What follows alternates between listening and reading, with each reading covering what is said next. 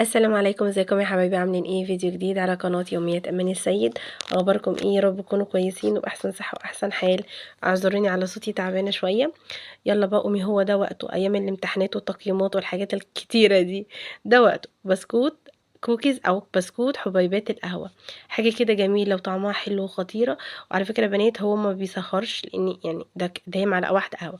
دول كوبايتين دقيق عليهم ربع كوباية نشا، 3 معالق كبار كاكاو، معلقة كبيرة لبن بودر، وذرة ملح فقط لا غير. ما حطيناش بيكنج باودر، خدوا بالكم يا بنات، عشان البيكنج باودر هيخليه يفرش معاكي. تمام.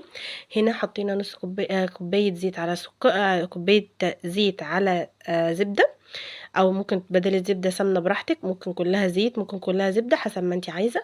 نص كوباية سكر بودر، ممكن تبقى 3/4 كوباية سكر لو انت حابة التحلية زيادة شوية. تمام. قلبناهم مكسناهم كويس مع بعض، ودوبنا السكر كويس، نزلنا ببضايه. حطينا عليها كيسين فانيليا، انا بحب الفانيليا عشان الكيس ده بيبقى صغير. ممكن بدل البضايه كامله تبقى 2 صفار بيضه بدل البضايه الكامله. تمام. هنا ديت معلقه كبيره من اللي انا حطاها في الكوبايه ديت قهوه سريعه الذوبان، جولد بقى او بلاك اللي انت عايزاه، على شويه ميه دافيين. دوبناهم في بعض ونزلنا عليهم بالخليط. ننزل بقى بالمواد الجافه اللي انا قلت لكم عليها. نميكس كويس بقى لغايه لما تبقى معاكم عجينه. بصوا، انا ما رضيتش اقطع لكم الحته ديت، عشان عادي ان كل نوع دقيق بيختلف عن النوع. يعني كل نوع بيختلف عن النوع، عن نوع غيره. فاهمين انا قصدي ايه؟ كل نوع مختلف عن غيره. هنا انا بعد ما عجنت ومكست المكونات مع بعض، حسيت ان العجينه لينه معايا شويه، كانت محتاجه كمان معلقة دقيق. يعني المقدار دوت خد معايا كوبايتين دقيق ومعلقة. فاهمين انا قصدي ايه؟ هنا بقى شلت طبعا الاسباتولا وعجنت بايدي. ان هو يا بنات المطبخ مفهوش اساس او فيه يعني مقادير بالظبط، انتي واحساسك وانتي وعينك عادي. في ممكن تبقى ناشفه معاكي، هتزودي لها شويه زبده، مثلا مكعب زبده هتبقى لينه معاكي. انتوا فاهمين انا قصدي ايه؟ اللي هو ما ترهبيش، ما تبقوش رهبين. المطبخ سهل جدا. بصوا، ما رضيتش اقطعها معاكم عشان اوريكم، عشان دي امانه ما بيني وما بينكم. والامانه اللي ما بيني وما بينكم برضو ان انتوا تصلوا على النبي عليه افضل الصلاه والسلام، واكتبوا لي كومنت حلو عشان الفيديو يترفع والناس تشوفه، عشان الريتش بتاع الفيديو يعلى. وكمان حط اللايك، دي امانه ما بيني وما بينكم. انا بتعب والله في الفيديوهات، وبحاول ارضي الاذواق كلها واعمل لكم كل حاجه.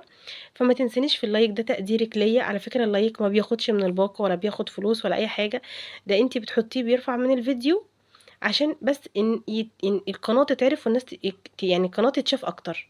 فبعد اذنك حطي اللايك، انت مش هتخسري حاجه.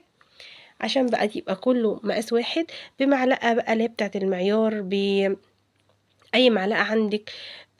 يعني يبقى كله حقد. ممكن تبقى برضو كوره انت تكوريهم كلهم بايدك برضو براحتك. تمام. هنا بقى طريقه التشكيل، بنكورها وبعد كده بنعملها زي الاسطوانيه كده يعني، زي ما انتم شايفين. وباي معلقه، بظهر سكينه، باي حاجه بتعملي الحته اللي في النص دي، عشان يديكي شكل حبوب القهوه وهي سليمه.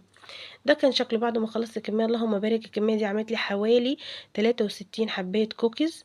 هنا حطيناه في الرف اللي في النص على درجه 180، بيقعد حوالي ربع ساعه. بصوا يا بنات، البسكوت ناعم وطعمه خطير خطير. بيقعد بالظبط 10 دقايق، ربع ساعة بالكتير.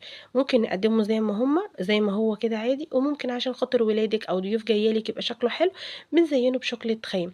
دي شوكولاتة انا سيحتها في الميكرويف مكعبين، عليهم معلقة زيت، وبدخلهم الميكرويف واطلعهم اقلبهم وبيسيحوا. ما عندكيش الميكرويف، على حمام مية، بولة وتحتيها حاجة فيها مية سخنة، ودوبي فيها وبرده الشوكولاتة عليها معلقة زيت، وهتدوبي برده الشوكولاتة عادي، مفيش اي مشكلة.